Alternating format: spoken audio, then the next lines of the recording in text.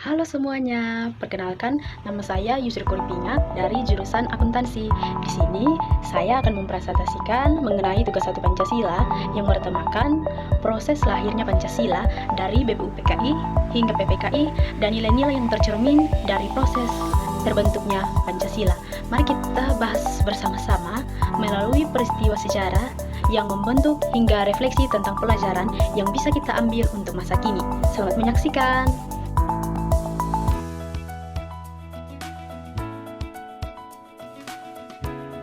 Pertama, kita akan belajar mengenai latar belakang.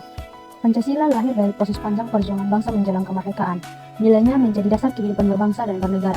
Generasi muda perlu memahami sejarah kelahiran Pancasila agar mampu menjaga dan mengenangkannya. Lahirnya Pancasila melibatkan beberapa tahapan penting, mulai dari pembentukan BPUPKI hingga pengesahan Pancasila oleh PPKI. Berikut tahapannya: 1. Pembentukan BPUPKI, 2. Sidang BPUPKI, 3. Panitia 9 dan Piagam Jakarta, 4. Pengesahan Pancasila oleh PPKI. Pancasila merupakan dasar filsafat negara dan ideologi negara Republik Indonesia. Kata Pancasila berasal dari bahasa Sanskerta, dengan panca berarti 5 dan sila berarti prinsip atau asas. Sejarah terbentuknya Pancasila diawali dengan sidang BPUPKI pada tanggal 29 Mei sampai 1 Juni 1945. Alasan terbentuknya BPUPKI yaitu bangsa Jepang meminta bantuan Indonesia dalam pelaksanaan Perang Pasifik dan menjanjikan kemerdekaan kepada negara Indonesia. Pada saat itu, BPUPKI diketuai oleh Dr. Raziman Wedidiningrat dari Indonesia dan Ketua Muda dari Jepang, Ichi Bangase Yoshio. Pada sidang pertama BPUPKI, Muhammad Yamin berpidato tentang asas dan dasar negara kebangsaan Republik Indonesia. Berikut usulan dasar negara yang diberikan oleh Muhammad Yamin, yaitu 1. Peri kebangsaan, 2. Peri kemanusiaan, 3. Peri ketuhanan, 4. Peri kerakyatan, 5. Kesejahteraan rakyat. Pada 31 Mei 1945, Profesor Dr. Sutomo mengusulkan dasar negara berdasarkan paham integralistik, yaitu persatuan antara individu dan negara. Selanjutnya pada tanggal 1 Juli 1945, Insinyur Soekarno menyampaikan pidato yang berjudul Lahirnya Pancasila, di mana beliau untuk pertama kalinya mengemukakan istilah Pancasila sebagai dasar negara Republik Indonesia. Isi dari pidato Soekarno tersebut yaitu 1. Kebangsaan Indonesia, 2. Internasionalisme atau peri kemanusiaan, 3. Mufakat atau demokrasi, 4. Kesejahteraan sosial, 5. Ketuhanan yang berkebudayaan. Untuk menyempurnakan rumusan dasar negara, dibentuk Panitia 9 yang menghasilkan Piagam Jakarta pada tanggal 22 Juni 1945 dengan rumusan dasar negara sebagai berikut. 1. Ketuhanan dengan kewajiban menjalankan syariat Islam bagi pemeluk-pemeluknya. 2. Kemanusiaan yang adil dan beradab. 3. Persatuan Indonesia. 4. Kerakyatan yang dipimpin oleh hikmat kebijaksanaan dalam permusyawaratan perwakilan. 5. Keadilan sosial bagi seluruh rakyat Indonesia. Selanjutnya, pada tanggal 7 Agustus 1945, dibentuknya Panitia Persiapan Kemerdekaan Indonesia atau PPKI untuk mempersiapkan kemerdekaan Indonesia. Pada tanggal 18 Agustus 1945, PPKI mengesahkan Pancasila sebagai dasar negara.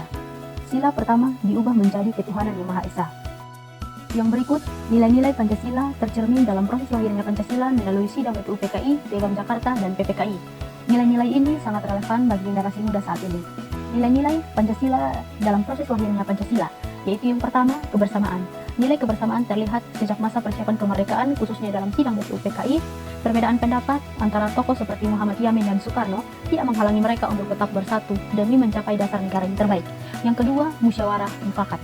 Sidang PPKI adalah contoh bagaimana musyawarah menghasilkan mufakat. Tokoh-tokoh yang tidak setuju dengan isi Piagam Jakarta mengajukan keberatan yang kemudian ditanggapi serius hingga menghasilkan perubahan bunyi sila pertama. Yang ketiga, persatuan dan kesatuan. Perbedaan pendapat tidak memecah belah peserta sidang PPKI, melainkan mempererat tali persaudaraan, menciptakan suasana damai dan saling menghargai. Yang keempat, mendengarkan dan menghargai pendapat orang lain. Dalam perumusan Pancasila, setiap pendapat didengarkan dan dihargai, mengakui bahwa setiap orang memiliki derajat yang sama. Refleksi pribadi dan relevansi bagi generasi muda. Yang pertama, pelajaran yang dapat diambil. Proses perumusan Pancasila mengajarkan pentingnya musyawarah, menghargai perbedaan, dan mengutamakan kepentingan bersama di atas kepentingan pribadi atau golongan. Refleksi, sebagai generasi muda, saya belajar bahwa perbedaan adalah kekuatan, bukan kelemahan. Kita harus berani berdiskusi, bertukar pikiran, dan mencari solusi yang adil bagi semua. Yang kedua, relevansi bagi generasi muda. Di era digital dan globalisasi, generasi muda sering terpapar pada berbagai ideologi dan informasi yang berbeda. Contoh, nilai-nilai Pancasila menjadi filter untuk mencari informasi, menolak paham radikal, dan mempertahankan identitas bangsa. Semangat persatuan, toleransi, dan keadilan sosial tetap relevan dalam membangun Indonesia yang lebih baik. Berdasarkan penjelasan tadi, kita dapat simpulkan bahwa Pancasila sebagai kompas hidup. Pancasila bukan sekedar hafalan, melainkan kompas hidup bagi generasi muda dalam menghadapi tantangan zaman. Dengan memahami dan mengamalkan nilai-nilai Pancasila, generasi muda dapat berkontribusi positif bagi bangsa dan negara. Mari jadikan Pancasila sebagai landasan dalam berpikir, bertindak, dan berkarya untuk Indonesia yang lebih maju dan berkeadilan.